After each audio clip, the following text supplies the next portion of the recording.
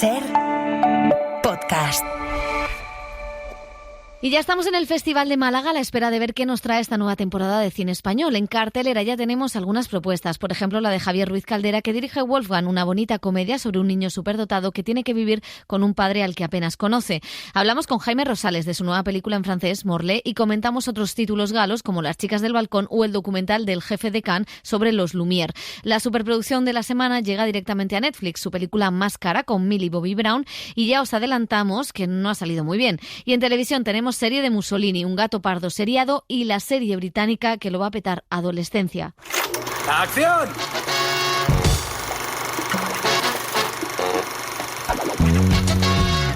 El cine en la Ser con Pepa Blanes.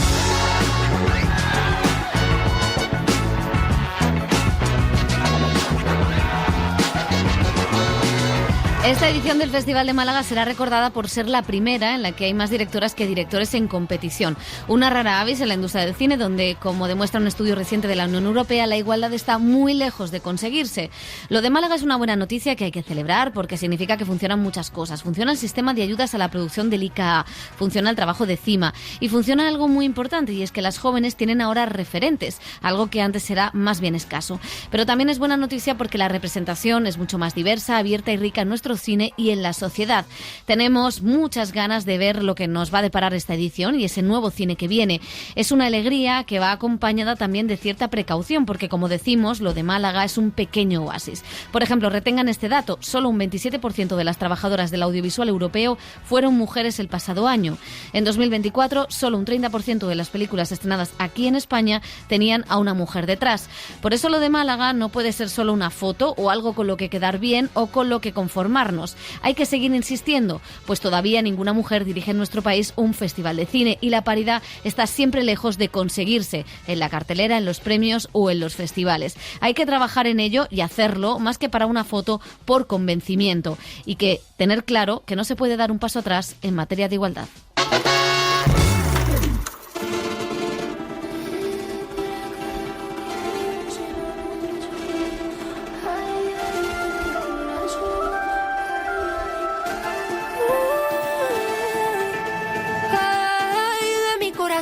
Que yo para qué lo quiero si no es de tu posesión, si no es de tu posesión, ¿para qué quiero el corazón? ¿Para qué lo tengo en el pecho si no cumple su función?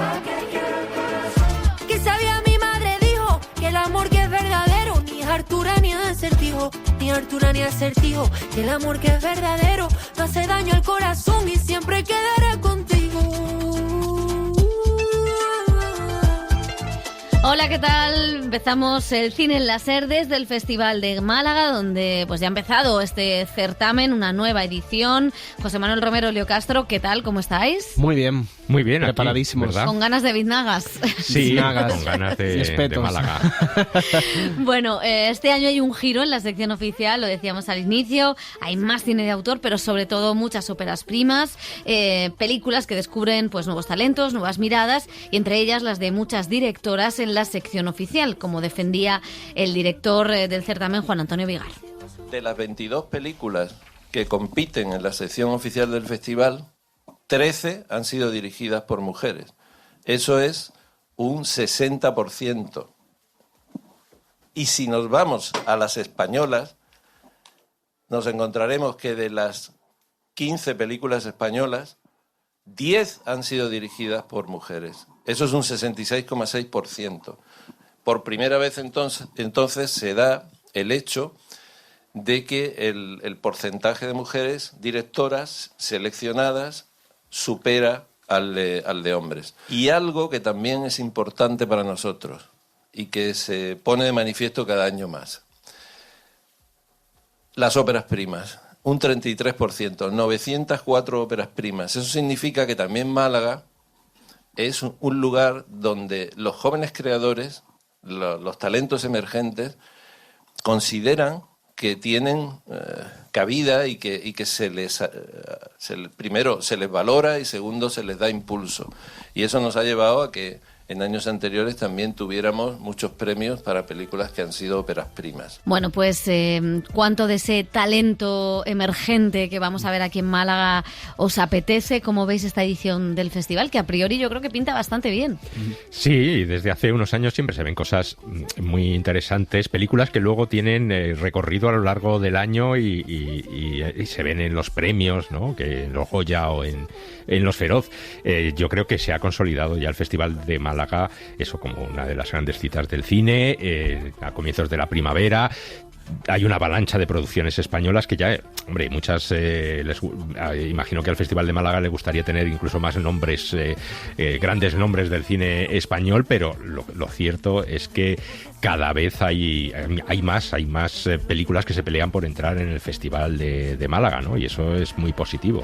A mí lo que no sé si molesta, pero sí que me da una sensación. La sección oficial me parece impecable, así a priori. Luego veremos cómo queda, ¿no? Claro. Porque luego hay que verla, pero así como bueno, pues por ganas de descubrir, también porque, bueno, pues a priori que una directora como Celia Rico adapte a Chirves, pues siempre apetece. Sorda, que ya la hemos visto porque venimos de Berlín, pues es una película magnífica y que plantea nuevos temas sobre las relaciones, una nueva mirada, y es una nueva directora. Luego porque está Gracia Querejeta, o porque hay pues otros nombres que a priori, Dani Guzmán, ¿no? Que también viene. Eso, por supuesto. Lo que me molesta un poco es que cada vez esto lo hace Cannes, lo hace Venecia, lo hacen todos los festivales y San Sebastián, crear casi una sección fuera de competición oficial con un montón de películas que también tienes que ver. Y hay esta cosa de no poder abarcar un festival que da bastante vértigo, y que la verdad es que no sé si deberíamos pararnos y pensar, ¿no? Que lo decimos cada cierto tiempo. Y ahí están, por ejemplo, los Aitás o Julio Medem, ¿no? Que son también grandes nombres. Hay 22 películas, como escuchábamos a Vigar en sección oficial, y 21 fuera de concurso. Esto provoca que nos vayamos a 43 películas, que es algo inasumible para cualquier persona, pero para cualquier periodista también, ¿no? Y yo creo que tiene mucho que ver con una sección oficial este año que para mí me parece una declaración de intenciones y no sé si un giro del festival, donde hay muchísimo más cine de autor. Siempre ha habido óperas primas en Málaga, pero este año como hay una voluntad, o a lo mejor ha cuadrado así, de descubrir nuevos talentos. Y luego muchas de esas películas a lo mejor no tienen, digamos, esas caras de alfombra roja más vendibles, y eso se ha metido en la sección fuera de concurso. Estos son los equilibrios de los festivales y como yo puedo analizar viendo las películas a concurso. Y todo lo que comentabais también me parece muy interesante que se vayan a concentrar en sección oficial generacionalmente, ¿no? Muchas amigas, muchos amigos y muchos trabajos colaborativos que se cruzan, ¿no? Desde Celia Rico y Belén Funes, que sabemos que son amigas, Gerard Oms, que es alguien que ha sido coach de actores y que presenta su ópera prima. Celia Rico es la tutora de una ópera prima de una nueva cineasta vasca. O sea, como que me parece interesante también todos esos nexos en el cine y generacional, que haya esa renovación en el cine de autor español, y deseando conocer todas esas películas. Pues a ello nos pondremos, y precisamente de cine español vamos a hablar lo primero, porque es uno de los grandes títulos que llega a los cines. Wolfgang es la nueva película de Javier Ruiz Caldera, que cuenta la historia de un niño de 10 años con un coeficiente intelectual de 152 y un trastorno del espectro autista, que se ve obligado a vivir de repente, cuando muere su madre, con su padre, Carlas, a quien no ha visto nunca. Es un tipo desorganizado y mucho menos listo que él. Hoy quiero ensayar esta pieza de Bach. Ah, caray, veo que vamos al grano. A ver.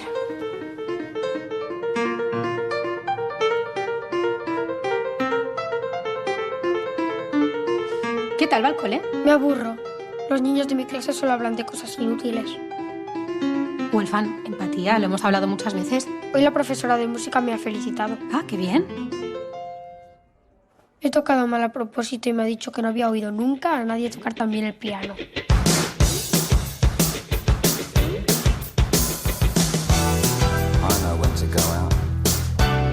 Miki Esparvé y Jordi Catalán son ese padre y ese hijo en esta película, acompañados de intérpretes como Àngels Goyanons y Ana Castillo, con el reparto y con el director hablado Joel Peña. Wolfgang surge de las ganas de hacer una película basada en el punto de vista de un niño, que llevo años buscando ese tipo de película, y cuando cayó en mis manos la novela de Wolfgang, que escribió Laia Aguilar, vi como la oportunidad, intuí que detrás de esa novela podía haber una película poderosa que hablase de temas que a mí me interesaban muchísimo, más allá de la infancia, como digo, la paternidad.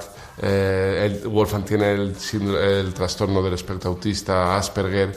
Eran temas tratados con mucho sentido del humor y también con mucha verdad. Ese tratar de contribuir en el visibilizar, evidentemente, pues este trastorno del espectro autista, que en este caso es muy singular, porque además es un niño con altas capacidades y esto no es como una condición sine qua non dentro de este trastorno, pero sí es verdad que se dan como condiciones más generales, como la literalidad de las palabras, pues la falta o la dificultad a la hora de adaptarse en ciertos entornos, de comunicarse, de saber participar en según qué tipo de situaciones, y eso sí que aparece en la peli y se defiende muy bien, se explica muy bien, y me parece pues muy interesante que se coloque al personaje protagonista con ese trastorno, ¿no? Eso también me parece muy valiente de la peli. Sí, a mí me gustan las películas, como espectador me gustan las películas que con ligereza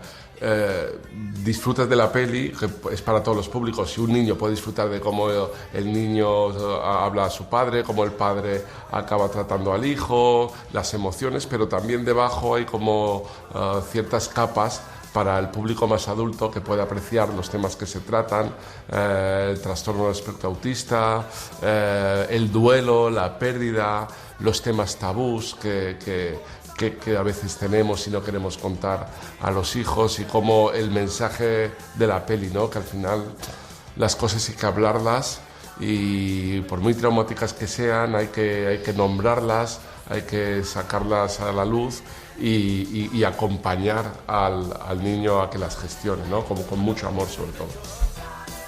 Bueno, pues os tengo que decir que me ha encantado, me lo he pasado muy bien, he llorado, me he reído, están todos los actores, incluido ese niño fantástico, muy bien dirigidos, todos estupendos. Es una historia muy bonita sobre un padre pues que no precisamente ochentero, pero que por lo que sea no se encargó de ese niño y de repente se tiene que encargar. Es un actor pues no demasiado bueno, no le salen las cosas bien, tiene a Berto Romero de representante.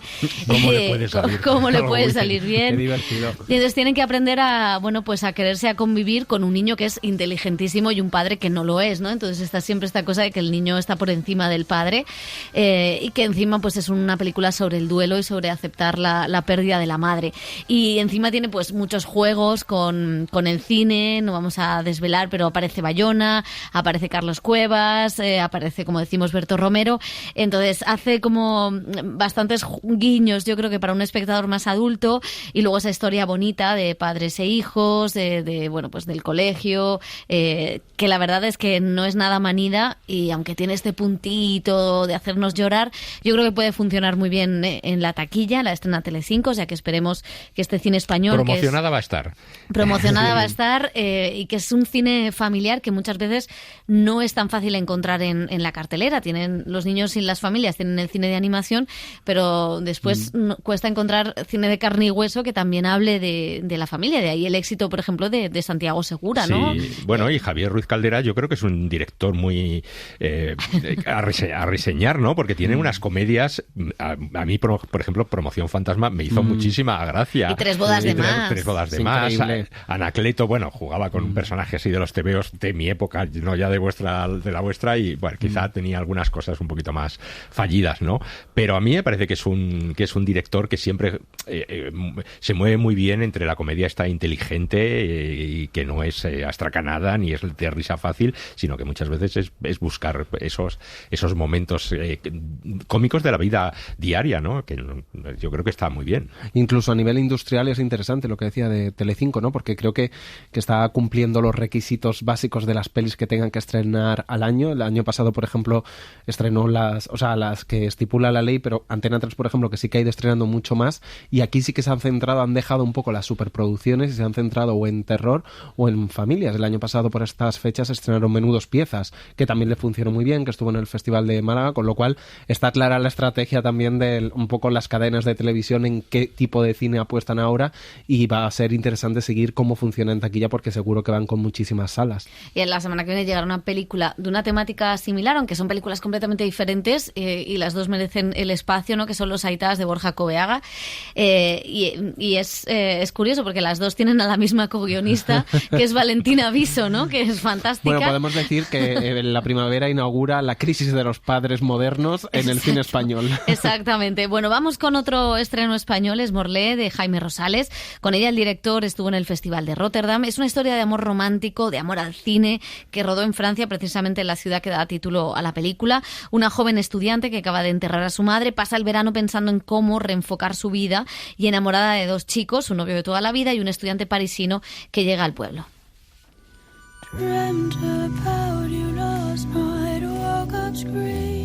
Es una película que he podido rodar en Francia, que en Francia es una cinematografía que da mucha libertad precisamente. Me ha llegado en un momento en el que, como espectador, estaba bastante aburrido de ver que son una serie de temas que vienen de una agenda política, la que se han colocado en el centro de las películas, y unas estéticas también que me resultan muy, muy aburridas. Veo una película, empiezo a verla, ya sé lo que me va a contar, ya sé el punto de vista y ya sé cómo va a acabar, ¿no? Entonces, en este caso, pues se me presenta la oportunidad de hacer una película en Francia con esa libertad y la he intentado aprovechar.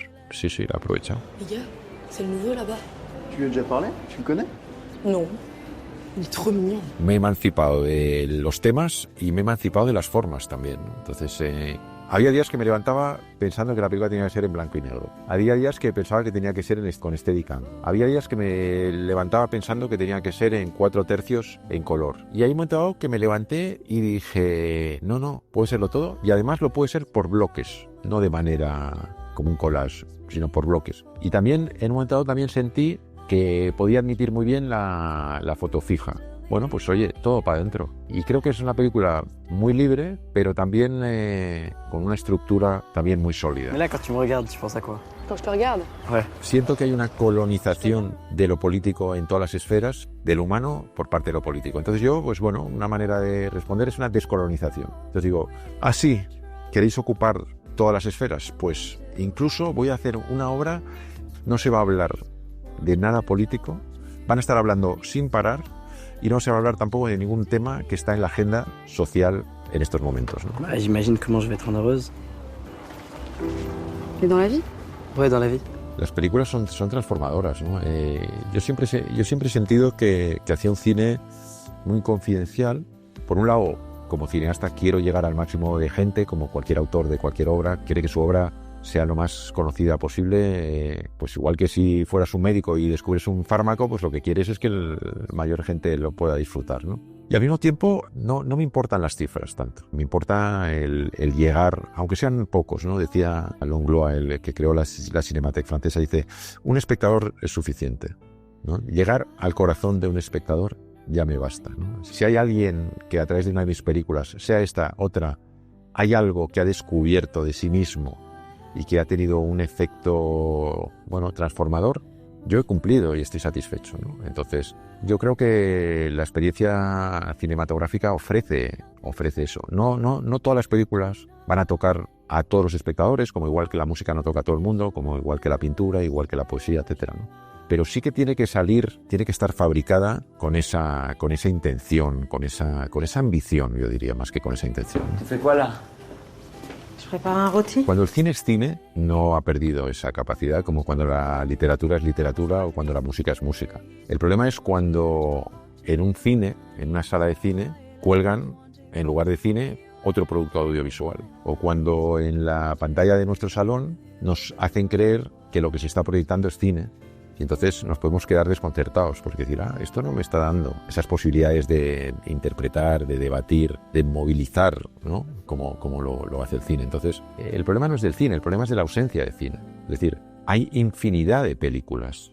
La crisis actual del cine no es una crisis de abundancia. Creo que en el Festival de Málaga van a proyectar 240 películas, me han dicho. No hay 200 40 películas que sean cine ahí. Es un festival de cine, ¿por qué? ¿Por qué lo llaman festival de cine y no van a proyectar ahí cine? Van a proyectar otras cosas. Pues no le llamen festival de cine porque confunden. Cuando el cine es cine, no hay ningún problema. Y el espectador pues recibe esa inyección, ese estímulo para interpretar, para viajar, para pensar y para intercambiar ideas, ¿no? Que lo que creo es que en la cartelera actual hay muy poco cine. Mi película a lo mejor va a acabar siendo la única película española de todo el año que sea cine, y es medio francesa. Pues decíamos de Albert Serra y Jaime Rosales, también es genifigura. Bueno, película protagonizada por Amint Odiar, por Samuel Kirchner y por Melanie Thierry y Alex Brendemul.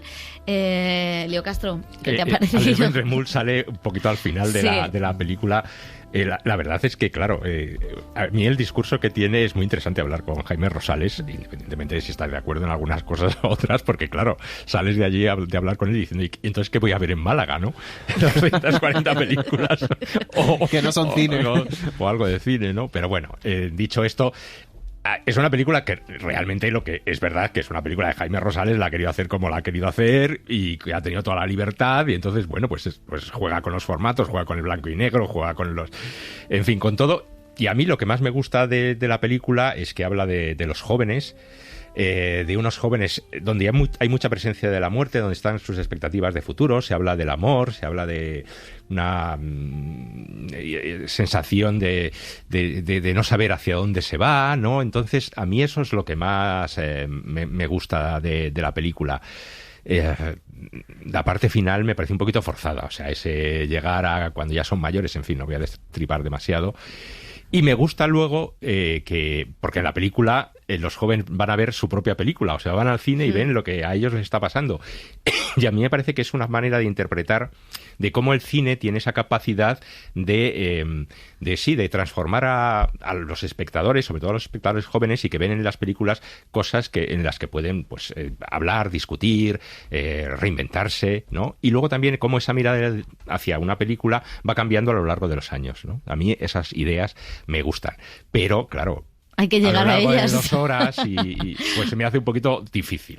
Y fíjate en eso que explicabas, hay que decirle a Jaime Rosales que eso es profundamente político, y que las vidas de esos jóvenes son profundamente políticas. Claro. Porque están además, en una ciudad pequeña como Morlaix, en el norte de Francia, con las aspiraciones de ir a París. Yo le decía, el que trabaja de panadero, el que quiere estar allí, la chica que dice que la ciudad es un muermo y quiere vivir y quiere tener expectativas. Y yo le decía, bueno, tú has dicho que no quieres tener ningún mensaje político ni social, pero eso ya es un mensaje político y social. Y él decía, sí, es verdad. Muchas veces creo que y pensé que los directores no tanto, pero muchas veces se confunde el meter en la agenda no sé, discusiones del debate político parlamentario, o sea, de los partidos políticos, con que el día a día o no sé, si nos gusta o dónde hacemos la compra es un acto político, ¿no? O cómo nos casamos y cómo elegimos vivir también es un acto político. Entonces, claro, son estas contradicciones que entiendo lo que él quiere decir, pero es como, bueno, es una película que también tiene un pozo político y todo su cine lo tiene. Sí. Desde la estética y desde la elección de qué estética, ¿no? Esa pantalla partida de la soledad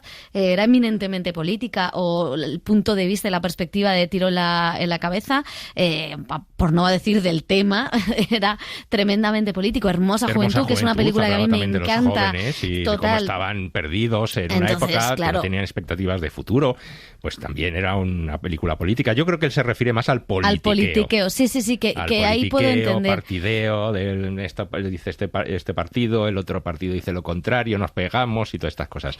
Y creo que el problema de esta película es precisamente el hacerla contra cosas. O sea, quiero decir, esa aleatoriedad que él decía de hoy me levanto y hago, creo que le perjudica. O sea, creo que la película tiene un arranque muy interesante y tiene ideas muy jugosas, ¿no? Como esa parte de verte en el cine, como la parte de jóvenes perdidos, o que a través de que se enfrentan por primera vez a la idea de la muerte. Tienen que enfrentarse a eso, tienen que enfrentarse también a elegir un futuro que va a marcar para siempre donde son, tanto en lo emocional como en lo profesional, digamos, ¿no? Cosas que son interesantes y que han aparecido en otras películas suyas, pero creo que esa aleatoriedad de formatos que no se corresponden con nada, o que ahora de repente meto el final y ahora de repente voy por aquí, A mí eso es lo que me desconcierta y al final creo que la película cae en un saco roto. Sin embargo, sí que creo que hay un buen material para hacer cosas, pero creo que y ahora me levanto y hago esto, pues creo que eso efectivamente repercute en cómo entiendes la historia. ¿Algo que añadir? No, José Manuel que me encanta la entrevista de Elio a Rosales, está llena de titulares. Es el tipo de entrevista que dices... Que a ti te gusta. ¡Qué fantasía! ¡Qué fantasía! Pues vamos con otra fantasía, y también con cine francés, porque Rosales nos sirve como bisagra entre ambos mundos. Es el documental que dirige nada menos que Thierry Frémaux, probablemente el hombre más todopoderoso del cine de autor, director del Festival de Cannes. En 2017 estrenó Lumière, la aventura comienza, y ahora trae una segunda parte, Lumière, la aventura continúa. Utiliza imágenes restauradas de las películas de los hermanos Lumière, los inventores del cine, y trata de indagar en conceptos como la autoría, la concepción del público que tenían aquellos directores e inventores, y cómo ha cambiado también la propia concepción del cine. A mí me gusta mucho la declaración de Godard. Para entender la gramería hay que ir a ver lo que no reconocen. Y Lumière no la conocía porque era el primero a hacerlo. Por eso que inventó su propia gramería y lenguaje, forma, y lo que hizo fue exactamente lo que tenía que hacer. Por eso que tenemos que separar la invención de la creación. Pero también es una buena cosa que el hombre, porque todo eso fue totalmente olvidado, el que inventó el cine fue también un grande director. Y con la multitud de las leyendas de Lumière, hay esta leyenda como él no creía en el futuro del cine. Conocemos el contenido de esta primera sesión. Comenzó con la salida de la fábrica, la calle Saint-Victor, mujeres, hombres, la bicicleta y el perro. Ya hemos hablado de ella, se la sabrán de memoria. Me parece a mí que, otra vez, con la prueba de las películas, que había una ética. Por ejemplo, la película sobre el duelo es una reconstitución, es una ficción.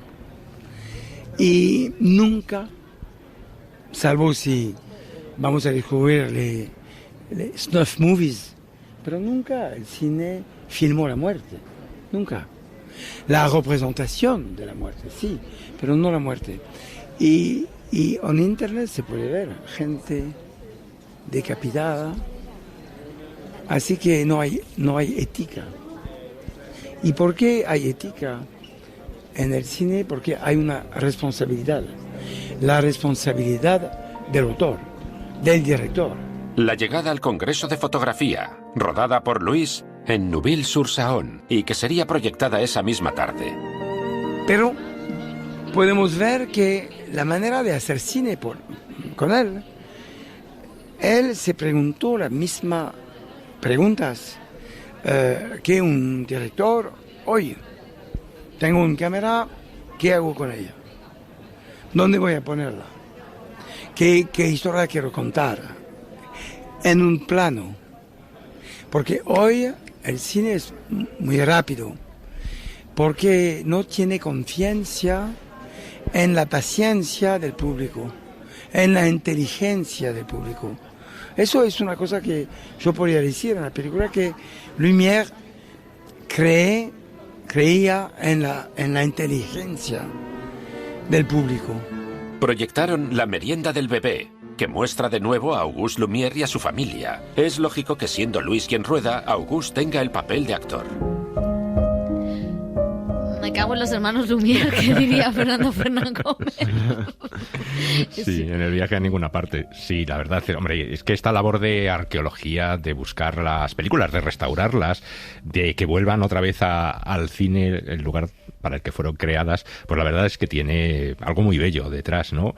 Y además, si es con la mirada del director del Festival de Cannes, pues pues mejor aún, ¿no? Claro, él también dirige el Instituto Lumière, que se Claro. encarga de esa, de esa reconstrucción de las películas y de llevarlas, que esto es muy importante, a las plataformas. O sea, todo el rato le intentábamos sacar cosas de Netflix, porque Cannes está enfadado con Netflix, entonces todo el rato intentábamos como tirarle ahí, y él decía que para él también las plataformas eran importantes en ese sentido, porque podían llevar el cine de los Lumière a otras partes, ¿no?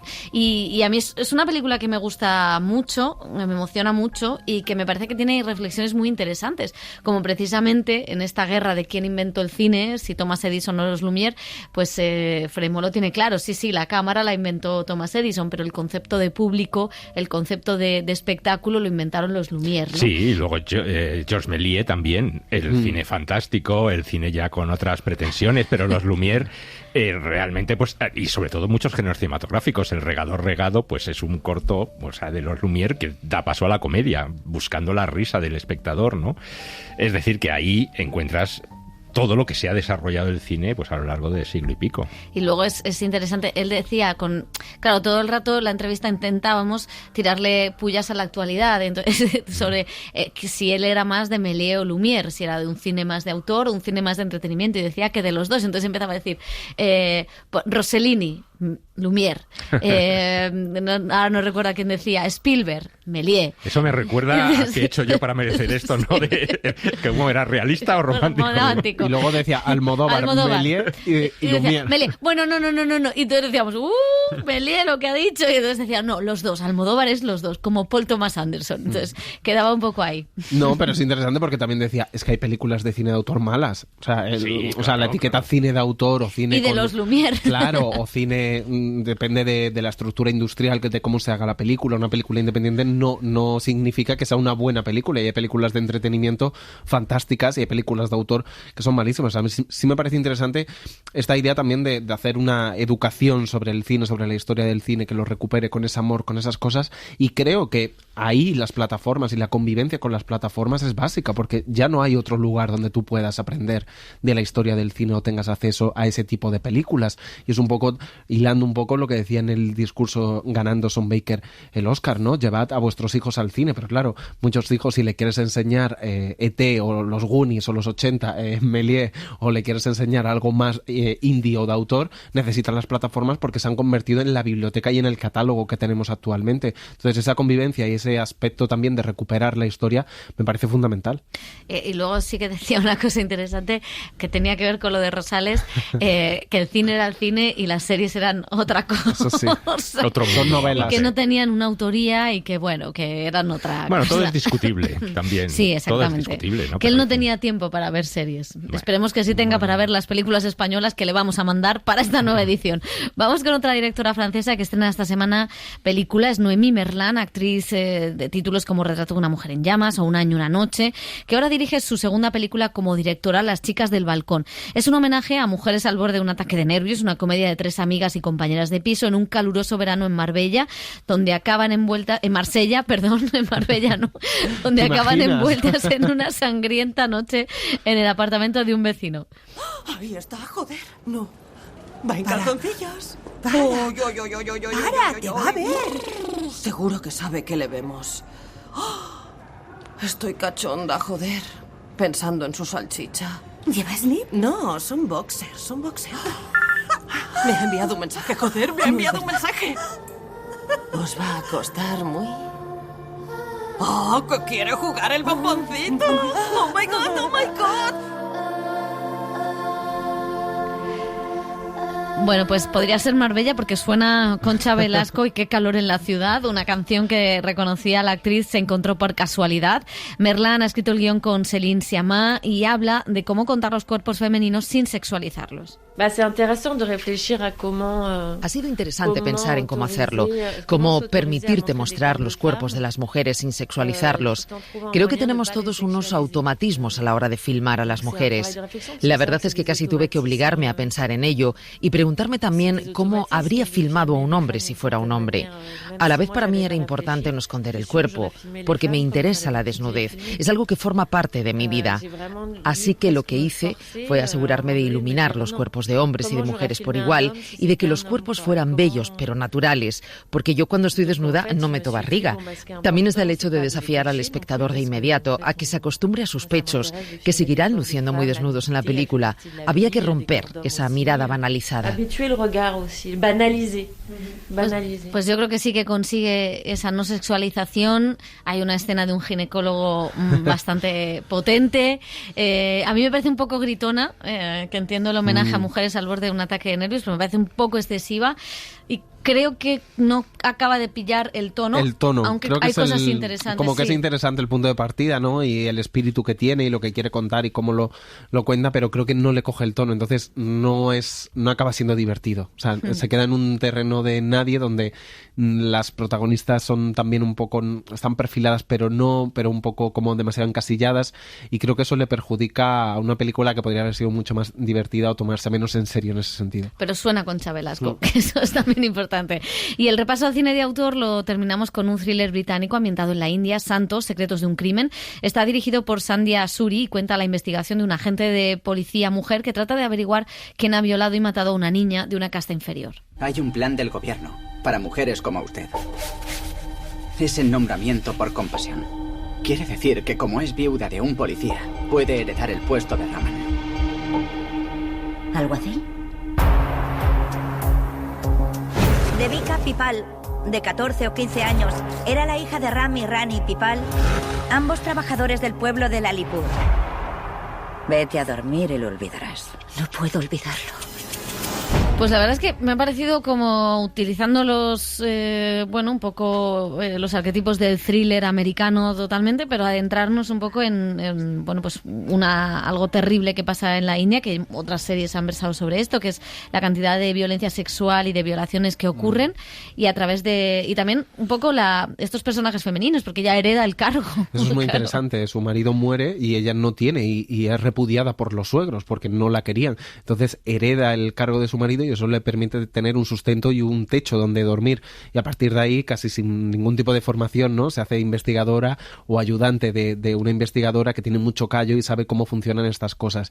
Y también es interesante, ¿no?, la violencia sexual, cómo se trata en la India, la corrupción policial, los empresarios, quién hace las cosas, qué se tapa, y muchas veces como también hay que coger alguna cabeza de por medio para dar una lección y que no se repitan las cosas sin ser así. Creo que es interesante como thriller y funciona muy bien. Pues vamos a pasar ahora a otro tipo de cine que está en streaming. Hablaba antes Fremo del streaming, de lo que es cine y lo que no. Creo que esta no le va a gustar a Rosales. Es la película más cara de la historia de Netflix.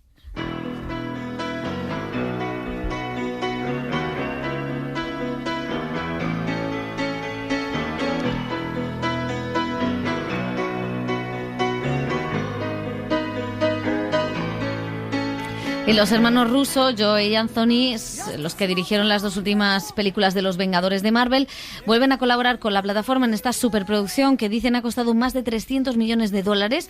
Estado Eléctrico es la adaptación de una novela sueca, una historia de aventuras de un adolescente que busca a su hermano en medio de una rebelión de robots y un líder tecnológico despiadado que quiere dominar el mundo. Me están diciendo que mi gran avance se ha fugado. Este robot sabe dónde encontrar a mi hermano. Quiero recuperarlo. ¡Encontradlo! Tenemos la oportunidad de echar abajo todo su perverso sistema. Robots y humanos. Combatiendo al verdadero enemigo. Sí, me gusta cómo piensa. La protagonista de esta historia es Millie Bobby Brown, la actriz de Stranger Things y otras películas de Netflix como Enola Holmes o Damsel, y estuvo hace unas semanas por Madrid, José. Sí, la actriz británica, como en el Hollywood clásico casi, con el sistema de estudios, ¿no? Es uno de los rostros asociados al gigante del streaming, en esta ocasión con un papel que tiene otra vez esa pátina nostálgica. La película está ambientada en los 90 y nos contaba en una falsa rueda de prensa. Lo de falsa es porque las preguntas estaban filtradas con un código QR y se hicieron 4, no entraron todas las que mandamos. Nos contaba contaba la actriz cómo había buscado inspiración para su look en la película. Cuando leí el guión, inmediatamente quise teñirme el pelo. No sabía si iba a ser rubio o de colorado, o de hecho, hablamos de usar un color como el rojo o el azul. Lo estuve investigando, yo nací en 2004, por lo que investigar implicaba retroceder en el tiempo. Pero luego me topé con una imagen de Drew Barrymore y se la envié a los rusos. Y ellos aprobaron el look. No era solo el peinado, era también su aspecto. Todas las capas, ese flequillo con el que intentaba como esconderse, siento que ella oculta mucho de lo que siente. Y el flequillo ayuda en eso. Soy muy fan de esta estética de los 90, me ha gustado mucho ese estilo. Y me encanta desarrollar este personaje y rendir homenaje a algunos iconos de los 90. Como decíamos, Estado Eléctrico es una peli de aventuras que quiere recoger el espíritu clásico del cine de los 80, también es un western robótico y plantea una reflexión sobre nuestra relación y convivencia con la tecnología, algo que le preocupa a la actriz. I am very, very detached from technology. I'm very lucky. I just have never really Estoy muy alejada de la tecnología. Tengo mucha suerte porque nunca me ha interesado estar con el teléfono. No me parece divertido, me encanta estar en la realidad y creo que, viendo la importancia de esta historia y su mensaje, creo que mi generación y mi público realmente necesitan ver una película como esta, porque creo que, sin predicar nada, pueden reflexionar sobre cómo es su relación con la tecnología y crear un equilibrio saludable. La tecnología puede tener grandes beneficios, pero también es una de las principales razones por las que mi público sufre problemas de salud mental. Por lo tanto, es algo que tenemos que investigar más y de lo que debemos proteger a los jóvenes para que podamos tener un futuro más saludable. Y los hermanos Russo, que se pasaron al streaming después de la pandemia, después de recaudar miles de millones de dólares con las películas de superhéroes, nos contaban que aunque llevan mucho tiempo trabajando en esta historia y se pueden hacer algunas comparaciones con la realidad y la actualidad política en Estados Unidos, sí que han volcado sus ansiedades y preocupaciones por cómo la tecnología marca la dirección del mundo. We try to make movies that reflect anxieties that we have. Tratamos de hacer películas que reflejen nuestras ansiedades y las que discutimos en la sala de guionistas. Son cuestiones que nos preocupan como padres de nuestros hijos o cuestiones como personas que estamos preocupadas por el futuro del mundo y a dónde va. Y luego tratamos de plasmar esos temas en historias. Hemos estado trabajando en esto durante unos 5 años. Es extraño calcular el tiempo con la forma en que el mundo está cambiando, pero tenemos la percepción de que ha estado avanzando en esa dirección, hacia un tecnocapitalismo. La película plantea preguntas. ¿Qué papel desempeña la tecnología en la dirección a la que se dirige el mundo? ¿Cuánto hemos sido manipulados por esa tecnología para permitir que el mundo avance en esa dirección? ¿Y cuánto ha contribuido nuestra desconexión unos de otros al ambiente actual? El mundo parece ser menos amable y menos tolerante de lo que era, digamos, hace 10 años. La película no pretende tener ni tiene ninguna respuesta, pero sin duda tiene una perspectiva esperanzadora. Bueno, José. Pues le doy la razón no. a Rosales, es un desastre, es un disparate, o sea, esto ha costado 320 millones de dólares. ¿Qué han hecho con el dinero? Que vuelvan las facturas. Otra vez han engañado a Netflix, es que no tiene razón de ser la historia, el guión, la aventura es viejuna, es hortera, es descafeinada, ellos están regular. Millie Bobby Brown, por mucho que diga la estética, claro, ha cogido la estética de Drew Barrymore en una alfombra roja de los 90, no de un adolescente que busca a su hermano desaparecido. Es todo bastante obvio y luego han querido, como siendo digital, volver a un tipo de efectos digitales, no como más artesanales de los robots y que todo sea como más palpable, pero es fea la fotografía, es esta fotografía apagada como de salón de té británico. Es una cosa que no te la explicas cómo eso ha tenido luz verde sin darle 300.000 vueltas y que haya costado lo que ha costado y que vaya a tener la promoción que tiene y que sea la gran apuesta de esta primavera de Netflix, que ya podría invertir eso en peliculitas indies o películas de autor. En Jaime Rosales. En cine. Mucho mejor. En cine en mayúsculas. Yo me imagino a Jaime Rosales con un cubata viendo Estado Eléctrico. Bueno, esa es la imagen de este fin de semana. De ahí no me bajo. Adiós. El cine en la SER con Pepa Blanes.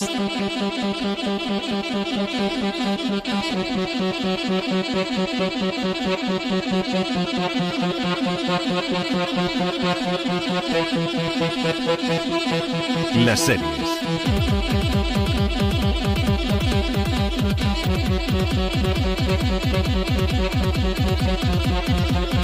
Y en televisión echamos un vistazo a los estrenos internacionales. Dani Garrán, ¿qué tal? Hola chicos, muy bien. Y vamos a empezar por Italia porque, bueno, pues a diferencia de nosotros, analiza su historia reciente con el estreno de dos series ambientadas en dos momentos clave, una buena y una mala. Por cierto, ya vamos a hacer spoiler. La primera de ellas es pues muy valiente, muy histriónica, una propuesta antifascista sobre cómo fue el ascenso de Mussolini al poder, dirigida por Joe Wright. El hijo del siglo es el nombre de esta serie sobre el fundador del fascismo, que ha suscitado también un fuerte debate en Italia, como no podía ser de otra manera, en el año en el que se cumplirá el 80 aniversario de la ejecución del dictador. Se presentó en la última mostra de Venecia y es una adaptación de la novela homónima de Antonio Scurati y narra el ascenso al poder de Mussolini desde la fundación de los Fastios de Combate en 1919, después de la Primera Guerra Mundial, poniendo el foco en la violencia que sus camisas negras perpetraron contra los socialistas hasta que instauraron la dictadura en 1922. La burguesía tiene en su haber una historia centenaria de progreso y grandes logros. El proletariado apenas cuenta con una crónica de inexperiencia y locura.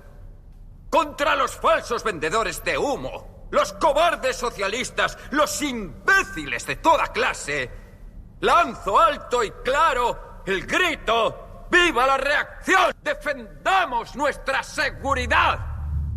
¡Convirtamos el miedo en odio!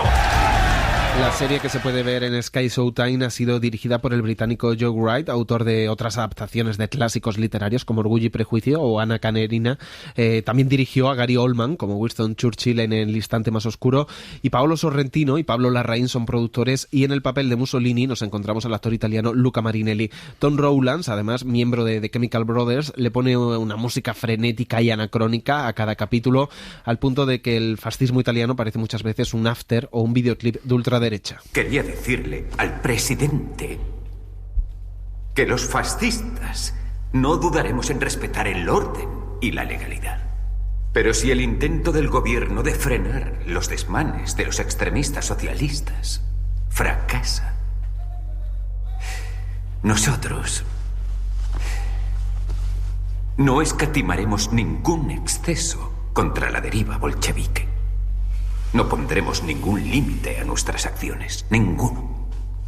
Nos lo exigen oficinistas, comerciantes, incluso quienes apenas tienen un trocito de tierra. Bueno, pues la serie se presentó en Venecia y sus protagonistas hablaban de la propia serie, también de fascismo y de por qué es necesaria justo ahora una serie sobre Mussolini. Decíamos que era una serie que había levantado muchas ampollas, y es que el escritor del libro en el que se basa la serie estuvo presente en esa rueda de prensa y fue muy crítico con el ascenso del fascismo en la Europa actual. Un monólogo de este autor, de Antonio Scurati, fue censurado en la televisión pública italiana por parte del gobierno de Meloni. Así hablaba el escritor de la capacidad del arte para combatir el fascismo. Io credo che lo spettro del fascismo si aggiri ancora per l'Europa, ma non sono stato io ad evocarlo con il romanzo, non è stato Joe e tutti gli altri ad evocarlo con il film, sono altre forze storiche, altri soggetti ad evocarlo, non certo noi. Y decía que el espectro del fascismo pues todavía está en Europa, pero que no lo ha invocado ni su novela, ni la serie en este caso, sino otras fuerzas históricas y otros sujetos que lo están evocando. Y lo que el arte democrático y antifascista puede hacer no es evocarlo, sino dispersarlo. Bueno, en esa presentación de la serie, Joe Wright, el director, hablaba de la necesidad de acercar el concepto de fascismo a una audiencia más joven, a la que no lo ha vivido, y darle herramientas para tomar partido políticamente. But nor did I want to just preach to the converted. I wanted to approach the middle audience, and especially the younger audience. Y le contaba el director a Pepa que no solo es sobre Italia, ¿no?, esta serie, sino que habla del mundo y de que quiere ir a una audiencia joven que no sabe qué es ser un fascista hoy. A mí me pasaba, cuando tenía 20 años no entendía de dónde venía el fascismo. Solía llamar fascistas a la policía, a Margaret Thatcher, pero realmente no entendía, bueno, no iba desencaminado, pero realmente no entendía dónde empezó todo. La idea es que quien vea la serie se pregunte, ¿de qué lado estás? Sí, esta intención de mostrar el nacimiento del fascismo pasaba además por la necesidad de no establecer paralelismos con la historia actual, especialmente dentro de Italia, apelando, decía el director, a la inteligencia del espectador. We didn't really need to draw any parallels to the world today. At first, we included some in the script. Decía que no era necesario establecer ningún paralelismo con el mundo actual. Al principio incluyeron algo en el guión, pero se dieron cuenta de que esta era una manera de subestimar al público. Los paralelismos están ahí para que todos lo vean y para que el público lo descubra por sí mismo. Y uno de los peligros, obviamente, cuando se narra la vida de un dictador desde una posición antifascista es convertirlo en un monstruo, ¿no? Deshumanizarlo, lo cual de alguna manera le exime de responsabilidad como ser humano. Esto es algo de lo que Joe Wright quería huir. I think it's really important to not demonize these characters. I remember when there were the terrible atrocities at Abu Ghraib. Decía que para él era importante no demonizar al personaje que recordaba las terribles atrocidades en Abu Ghraib con George Bush, que se decían que eran personas con el alma enferma, malvados. Este tipo de discurso de alguna manera les absuelve de responsabilidad. Si los demonizamos, les eximimos de responsabilidad. Son humanos, eran humanos. En ese sentido, lo más interesante es mirar a la naturaleza humana colectivamente y descubrir qué hay dentro de nosotros que permite que esto suceda. Una de las novedades de esta serie es que Mussolini no es retratado como un hábil estratega político, como lo hemos visto en otros retratos, sino como un dictador oportunista que utilizó el terror para consolidar su poder. El actor Luca Marinelli se enfrenta a uno de los papeles clave de su carrera y lo pasó muy mal durante el rodaje, como contaba en Venecia.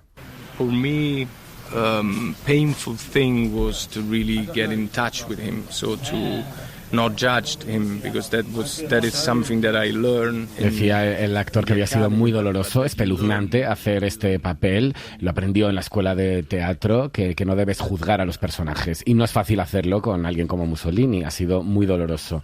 Decía que rodar, convertirse físicamente en él no había sido fácil, que recordó una noche en la que volvía del rodaje y se puso a llorar y tenía que repetirse una y otra vez por qué era importante hacer esta serie. También reconocía Marinelli que la perspectiva de Joe Wright fue determinante para aceptar el papel y que el hecho de contarle a su familia que iba a recrear al dictador fue todo un proceso.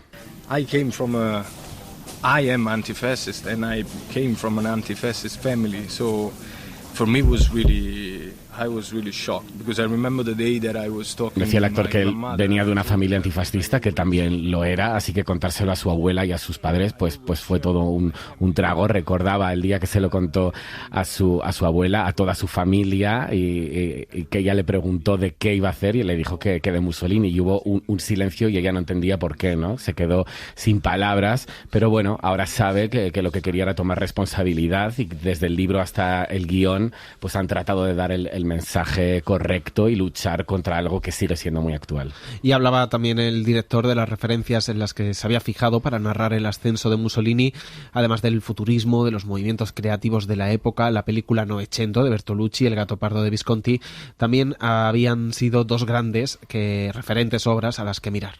Well, listen, Bertolucci is,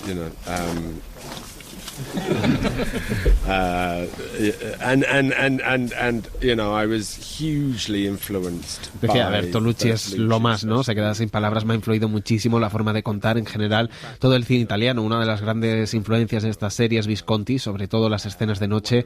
Una de las razones de estar tan contento por poder hacer esta serie es poder rodar en Roma, en Cinecittà, con artistas italianos. Era como entrar en el cine italiano de alguna forma. Bueno, pues mencionaba El Gattopardo de Visconti y que sí que lo había tenido como una referencia. No sé si han tenido como una referencia la adaptación de Visconti los de Netflix, que han adaptado la novela de Lampedusa.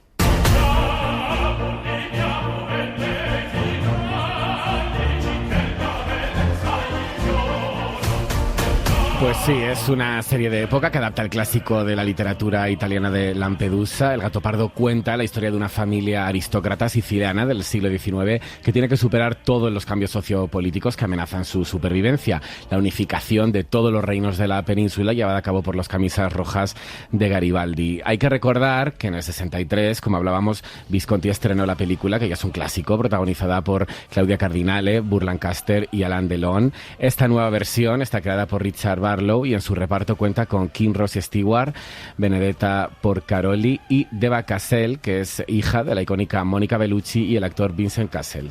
Griegos, romanos, árabes, normandos, al final todos se volvieron a casa y nosotros nos limitamos a sacudirnos el polvo. Y aquí seguimos, tranquilos, esperando al siguiente aspirante a líder.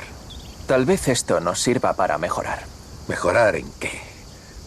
¿Seremos más trabajadores, más cultos, más disciplinados fiscalmente? Tú sueñas. No queremos mejorar, porque nos creemos perfectos tal como somos. Nuestra vanidad es más fuerte que cualquier ejército, recuerda eso. Kim Rossi Stewart es el príncipe de Salina, un hombre que se resiste a los nuevos tiempos en los que el poder pasará a otras manos e incluso por las urnas. Una miniserie que explora el poder, el amor y el precio del progreso. Habla de un mundo en decadencia en el que la aristocracia, que durante siglos gobernó Sicilia, se ve amenazada por esa supuesta modernidad que prometen los unionistas. Piénsalo, Concheta. ¿Por quién luchan tus soldados de uniforme azul? ¿Por un rey al que nunca han visto? ¿O para que un puñado de curas sebosos puedan seguir engordando? Sinceramente, a mí no me parece una gran motivación. En el norte hay ideas nuevas, hay industria, hay progreso. ¿Y aquí qué tenemos? Solo censura y corrupción. Pues censura y corrupción que ha marcado la historia creciente en el Mediterráneo, sobre dos series que cuentan precisamente la historia de Italia, como decimos, en dos momentos muy diferentes. Dani, ¿qué te han parecido? Bueno, pues creo que son series muy diferentes también, no podríamos meterlas en el mismo saco, ¿no? Para empezar, bueno, la de Mussolini creo que es una grandísima serie, me ha interesado mucho desde el primer momento, creo que es una propuesta muy valiente, tanto en la narrativa como en lo visual. Directamente, bueno, cuando empiezas a ver la serie parece un videoclip completamente, una rave de ultraderecha con esos muy histriónica. A favor. Me encanta lo de rave de ultraderecha. Es una radio ultraderecha, muy histriónica, ¿sabes? Y también con en Capital. Con el personaje de Mussolini en primer término, que como bien decía tanto el actor como el director, creo que está muy bien creado, creo que no es una caricatura, es un tío que da miedo, pero sin llevarlo al extremo de convertirlo en un monstruo, que creo que ese sería el verdadero error en el que se podría caer. Y sobre todo me gusta, como digo, esa propuesta visual, ¿no? De grabar en el Cinecité, en sitios tan míticos, ¿no? y tan clásicos de Italia, pero con una propuesta muy rompedora en lo estético y en el sonido también. La música. Me gusta sobre todo que rompa esa cuarta pared y que Mussolini se dirija mirando al espectador directamente, ¿no? Que creo que era muy difícil de adaptar. Bueno, pues se podía haber hecho una cosa mucho más realista, ¿no? Porque la novela, Scurati tiene mucho de historiador y es verdad que es ficción, es una novela, pero todo lo que pasa en el libro pasó de verdad, ¿no? Y está documentado con cartas.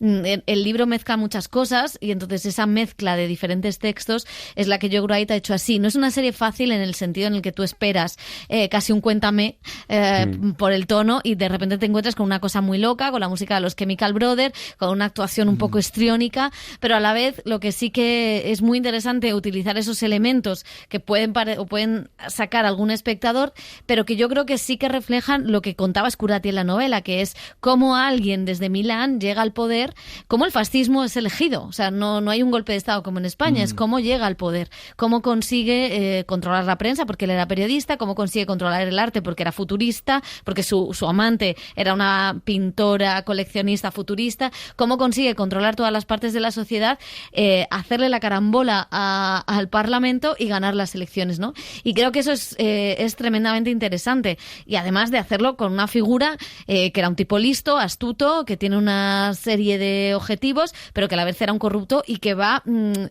poco como Franco en ese sentido, ¿no? Sobreponiéndose a todas las dificultades que le van viniendo. Y me parece que el retrato es veraz, es tal cual está en la novela y sin embargo la forma de contarlo es completamente diferente. Y a mí me parece que no hay ambajes, no hay medias tintas, es una serie antifascista, está totalmente explicado y esos paralelismos sí tienen que ver con cómo se llega ahora, ¿no? Con cómo va a venir el fascismo, que no va a venir con camisas negras, va a venir de otra manera. Sí, yo creo que justamente el enfoque, ¿no? O la estética y la apuesta visual y el dispositivo narrativo incluso de la serie tan posmoderno, yo creo que le ayuda también de alguna forma a desmontar la épica del fascismo, en el sentido de sí que no llega a la caricatura, pero al ser tan excesivo, tan extravagante, tan sobreactuado en algunos momentos, aunque él está increíble, es cierto que a veces que me aturulla un poco demasiado hablar a cámara, ¿no? Que los parlamentos son demasiado largos y que se vuelve repetitivo. En el primer capítulo sí que te sorprende, pero luego ya empieza a volverse repetitivo. Pero sí que creo que al hacerlo excesivo y llevárselo a ese terreno mientras estás contando la historia de cómo se llegó a esa situación, de cómo este señor se alzó de forma democrática con un discurso hiperreaccionario y militarista y consiguió llegar al poder, creo que le quita también toda la pátina de épica que muchas veces ha querido tener el fascismo, ¿no? Y que es mucho menos épico y mucho más civilino, y mucho más de cobardes que van por detrás hasta que llegan a los logros, ¿no? Entonces yo creo que le sienta bien eso a la serie y que es súper interesante, y yo no he podido terminarla, pero tengo ganas de seguir viéndola y le sienta muy bien. Y luego El gato pardo es, pues supongo que lo que han hecho es algoritmo y han dicho los Bridgerton en Italia. El gato pardo. Claro que es y además es que quiero decir que la novela de Lampedusa se puede adaptar las veces que se quiera, ¿no? Pero que Visconti hizo una cosa magnífica en una escena de baile que duraba un montón, y en ese baile estaba la historia de Italia condensada, ¿no? Entonces como la no sutilidad del algoritmo puede matar una cosa tan maravillosa de una novela que luego ha sido muy manida, porque siempre se dice eso de atar todo para que cambiar algo para que nada cambie, ¿no? Pero ¿cómo puedes romper es tan todo? Monumental lo otro, que es como si me dicen que voy a hacer una serie del Titanic. Claro, sabiendo cómo va a acabar. Claro. O sea, es como, ¿para qué quiero yo ver una serie del Titanic? O sea, es imposible. El algoritmo mató al gato pardo. Sí, pobre Visconti. Bueno, de Italia vamos a saltar a Reino Unido, porque esta semana se ha estrenado una serie británica que va a dar mucho que hablar.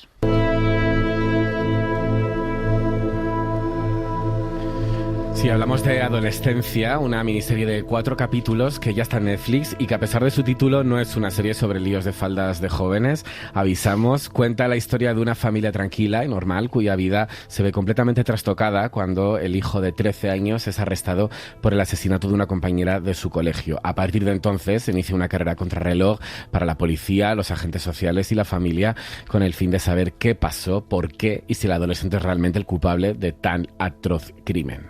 Bueno, Jamie, te haré unas preguntas más, si te parece. ¿Me explicas qué significa para ti estar detenido? Pues que la policía cree que he hecho algo y me van a encerrar hasta saber si es verdad. Buena respuesta. ¿Y me explicas por qué necesitas un abogado? Para que no me pillen diciendo lo que no debo. Bueno, la serie profundiza en los motivos que pueden llevar a un joven a cometer un asesinato, las presiones sociales y el papel de Internet y las redes sociales. Protagonizada y coescrita por Stephen Graham, está dirigida por Philip Barantini, tándem que repite después de la aclamada serie Boiling Point, con la que comparte el recurso de grabar cada capítulo en un solo plano secuencia, sin cortes y en tiempo real. Esta propuesta, que no tiene nada que ver con Élite, afortunadamente. ¿Qué os ha parecido? A mí me ha volado la cabeza. O sea, vosotros ya me la contasteis un poquito. Yo todavía no había tenido tiempo de verla y todavía no la he terminado. Llevo solo la mitad, pero he flipado.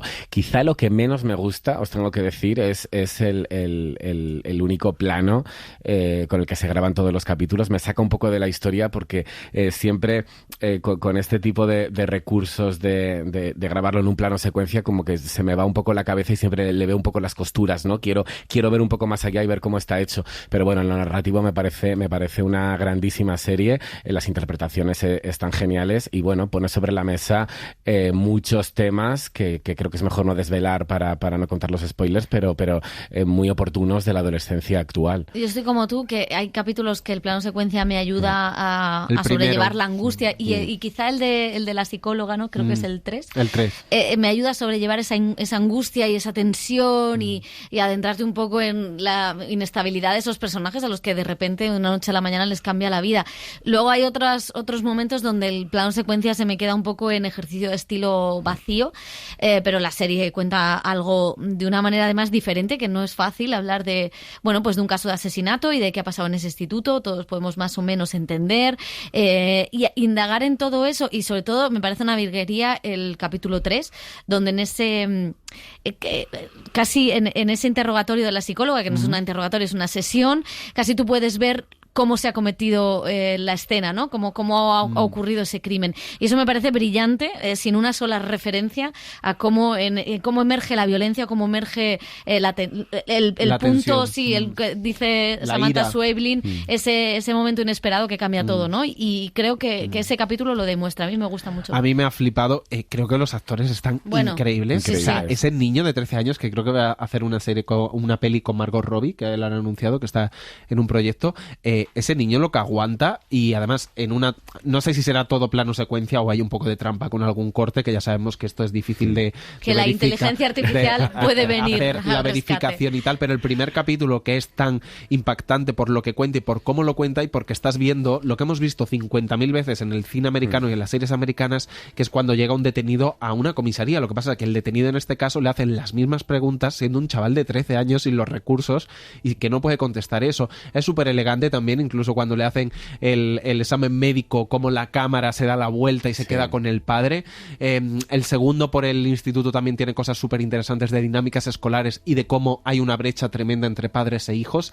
El tercero ya entra la psicóloga, no voy a contar más. Y luego yo pensaba mucho en que acaba siendo una serie que hace un profundo estudio de la masculinidad, tanto de un padre policía que no sabe que a su hijo le hacen bullying, que es una historia secundaria de la serie, como de un padre ausente por trabajo, unas dinámicas en niños de 13 años súper en teoría inocentes, pero que son súper tóxicas y que generan unos comportamientos muy violentos. Entonces me parece súper interesante que en 4 capítulos vivan los británicos, siempre vivan los británicos, yo súper Brexit, hagan en 4 capítulos, cuenten todo bien y como se tiene que contar, y con esa eficacia y esa contundencia, y creo que va a ser uno de los títulos del año. Pues vamos a terminar con otra miniserie británica, también en Netflix, que aborda uno de los casos más importantes, más impactantes de contaminación ambiental en la historia reciente. Sí, se llama Ciudad Tóxica y narra la lucha de un grupo de madres en un pequeño pueblo industrial al norte de Londres. Sus vidas se vieron marcadas por el nacimiento de sus hijos con malformaciones congénicas atribuidas a la exposición a residuos tóxicos liberados durante la rehabilitación de una antigua planta siderúrgica. Conocida como el Erin Brockovich británico, fue un caso ampliamente cubierto por los medios, una batalla legal sin precedentes contra las autoridades acusándolas de negligencia. Jodie Whittaker es la actriz que interpreta a la madre que inicia el movimiento. ¿Quieres que yo te diga si podríamos llevarlos a juicio o no? Es que siempre pensé que había sido culpa mía. Algo que había hecho. La diabetes o por mí. Nunca atiendes en clase. Te va a ir muy mal, niña. Creía que era culpa mía que Connor saliese así. El resto de madres dicen lo mismo porque eso es lo que hacemos, nos echamos la culpa. Así que necesitamos al mejor abogado que encontremos. Y no sé qué hacer, tú eres contable, eres lista. Ayúdame. El cine en la SER con Pepa Blanes.